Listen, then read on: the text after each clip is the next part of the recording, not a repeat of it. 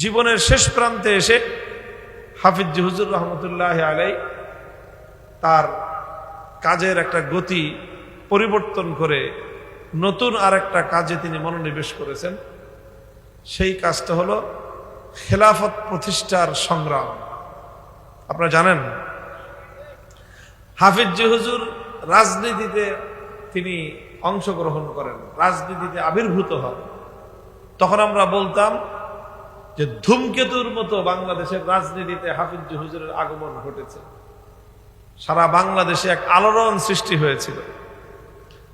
হাফিজ হুজুর রহমতুল্লাহ আলাইহি রাজনীতিতে এসে দুইটা কথা তিনি ব্যাপকভাবে বলতেন। হাফিজ হুজুরের যে রাজনীতি ছিল সেই রাজনীতির দুইটা বড় বৈশিষ্ট্য ছিল।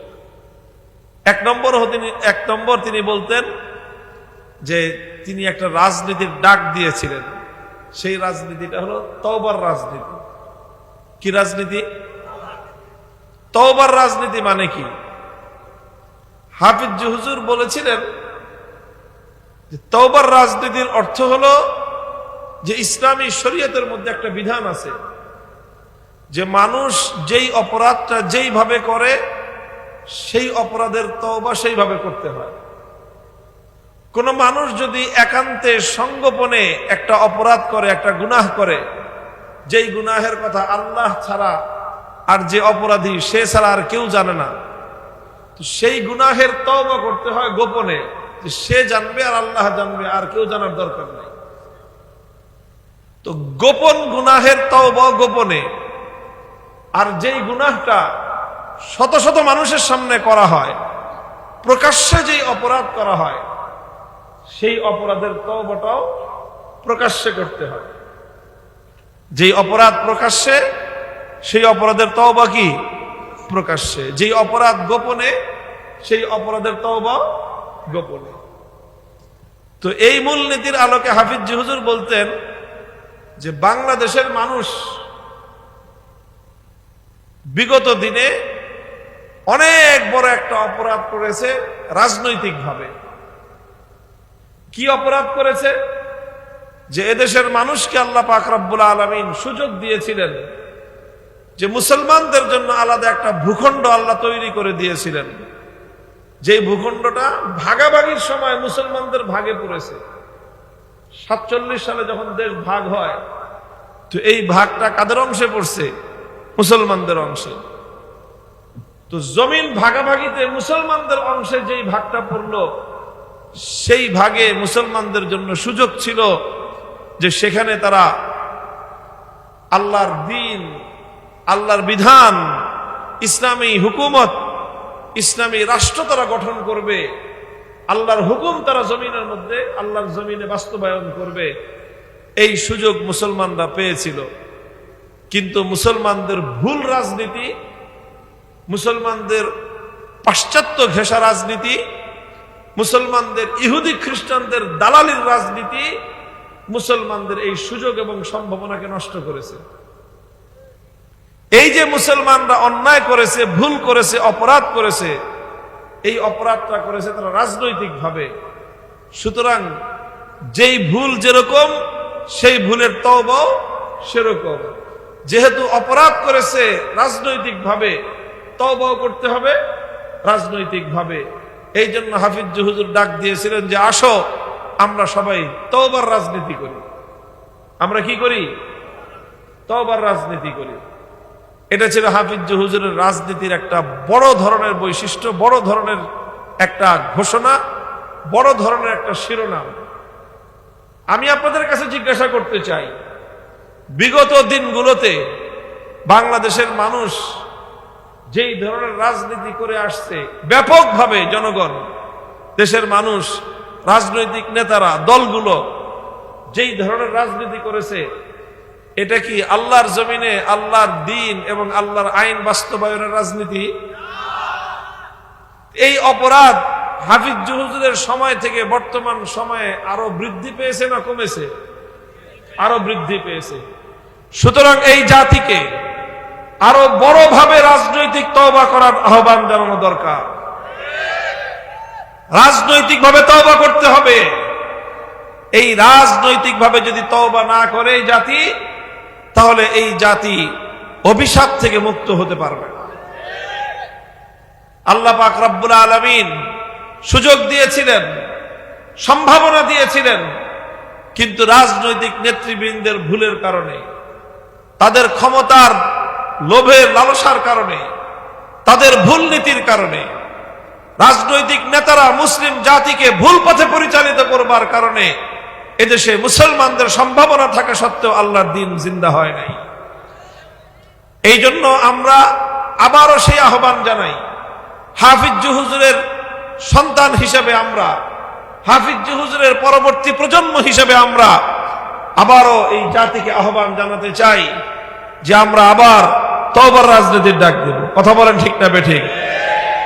রাজনৈতিকভাবে যে ভুল করা হয়েছে, যে অন্যায় করা হয়েছে, যে অপরাধ করা হয়েছে, ব্যক্তিগতভাবে যারা ভুল করেছেন ব্যক্তিগতভাবে রাজনৈতিক তওবা করবেন, যারা সমষ্টিগতভাবে ভুল করেছেন তারা সমষ্টিগতভাবে রাজনৈতিকভাবে তওবা করবেন। অনেক মানুষ এমন আছেন যে অতীতে ধর্মনিরপেক্ষ আদর্শের রাজনীতি করেছেন, আছেন না নাই? অনেক মানুষ আছেন পাশ্চাত্যের আদর্শে তারা উদ্বুদ্ধ হয়ে রাজনীতি করেছেন, ইসলাম বিরোধী রাজনীতি করেছেন, আছে না নাই? তাদের তওবার উপায় হলো আপনি যেরকম আগে রাজনীতি করেছেন ইসলাম বিরোধী রাজনীতি, আল্লাহ যদি আপনাকে দ্বীনের বুঝ দিয়ে থাকেন, আপনার তওবা হবে, আপনার অবশিষ্ট জীবন আল্লাহর জমিনে আল্লাহর দ্বীন জিন্দা করবার জন্য ইসলামী রাজনীতি করা হবে। এটাই হবে আপনার সবচেয়ে বড় তওবা। হাফিজ হুজুর রাহমাতুল্লাহি আলাইহির আরেকটা গুরুত্বপূর্ণ কথা ছিল, তিনি একটা কথা বলতেন যে খেলাফত প্রতিষ্ঠার সংগ্রাম করা এটা হলো এখন আহাম্মুল ফারাইজ। কি বলতেন? এটা আহাম্মুল ফারাইজ। আহাম্মুল ফারাইজ মানে হলো যেটা ফরজের মধ্যে অত্যন্ত বা সর্বাধিক গুরুত্বপূর্ণ একটা ফরজ। এখন স্বাভাবিকভাবে প্রশ্ন আসে যে খেলাফত প্রতিষ্ঠা করা এটা আহাম্মুল ফারাইজ কিভাবে হয়, অথচ ইসলামের বুনিয়াদ কয়টা? ইসলামের বুনিয়াদ কয়টা? ঈমান, নামাজ, রোজা, হজ, যাকাত, এই পাঁচটা হলো আরকানে খামসা। ইসলামের রোকন হলো পাঁচটা। এখানে তো খেলাফত প্রতিষ্ঠা নাই, আছে?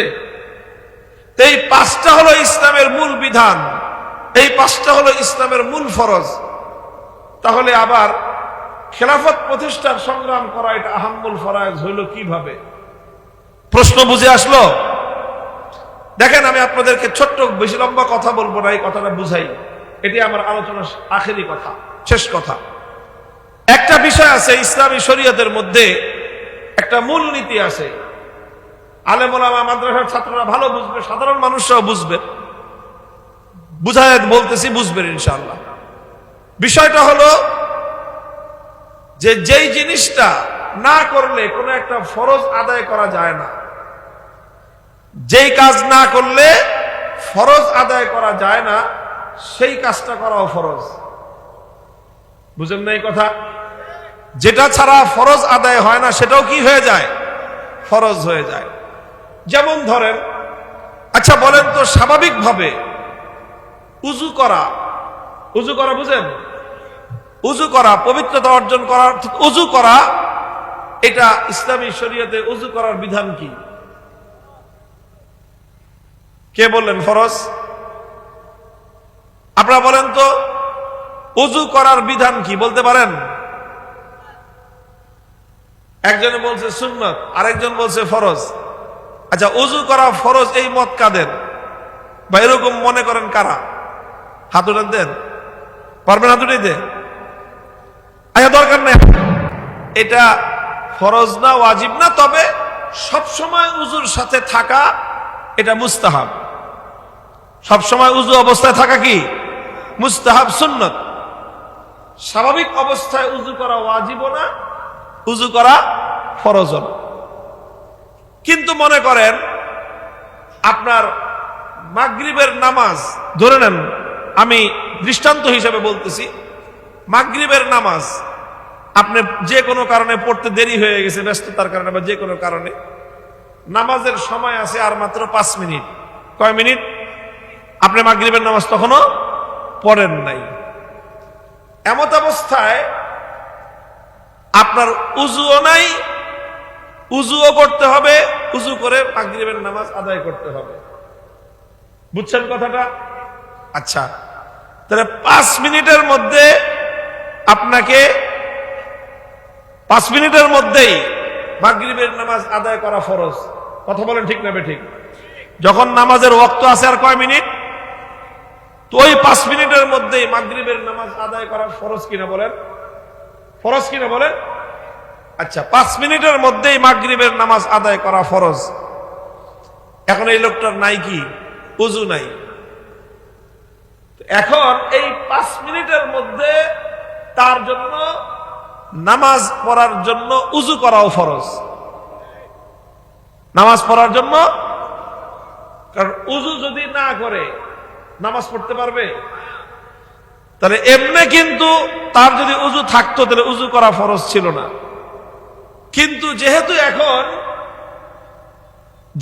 এখন তার উযু নাই, আর উযু না করলে সে মাগরিবের নামাজ পড়তে পারবে না, অথচ মাগরিবের নামাজ পড়া তার জন্য ফরজ, এবং এই 5 মিনিটের মধ্যেই তার মাগরিবের নামাজ পড়া ফরজ। তো এখন এই 5 মিনিটের মধ্যে তার জন্য মাগরিবের নামাজের আগে উযু করাও কি ফরজ। তাহলে এখন তার জন্য ফরজ হলো কয়টা? কি কি?